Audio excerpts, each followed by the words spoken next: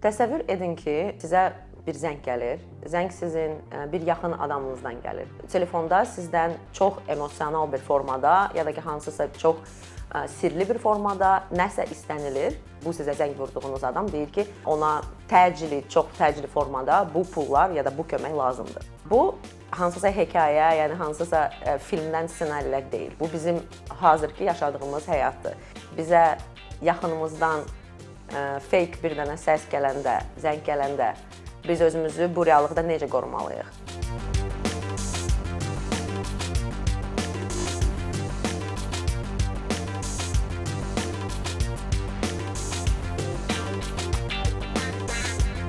Yaxınlarımızla, tez-tez ünsiyyətdə olan insanlarla, hansılarla biz tez-tez telefonla ünsiyyətdə oluruq, hansılar bizə dəyərlidir. Bu insanlarla biz kod sözləri fikirləşməliyik. Amma bu kod sözü ancaq siz və sizin yaxınlarınız bilməlidir. Yəni, bu sizi alqoritmlərdən qoruyur. Çünki alqoritm sizin beyninizin içinə baxa bilməz.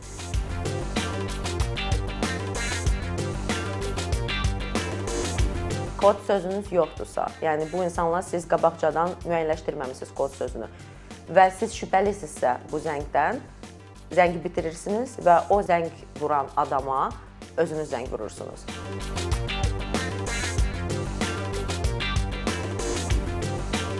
Belə bir zəng gəlsə və siz özünüzü, yəni bu vəziyyətdə çox, yəni emosional bir hal keçirəcəksiniz.